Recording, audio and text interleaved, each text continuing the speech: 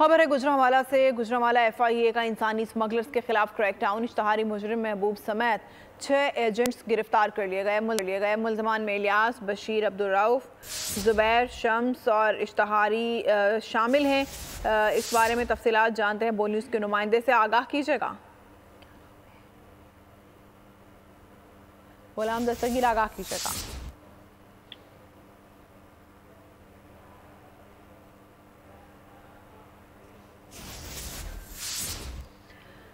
खबर है गुजरांवाला से, जहाँ पर FIA का इंसानी स्मगलर्स के खिलाफ क्रैकडाउन जारी है। इश्तहारी मुजरिम महबूब समेत 6 एजेंट्स को गिरफ्तार कर लिया गया। दीगर मुल्ज़मान में इलियास, बशीर, अब्दुल रऊफ, ज़ुबैर, शम्स शामिल हैं। मुल्ज़मान शहरियों को जाली दस्तावेज़ात पर बैरून मुल्क भिजवाते थे। बोल न्यूज़ के नुमाइंदे आलमगीर हमारे साथ हैं, उनसे इस बारे में जानते हैं। आगाह कीजिएगा।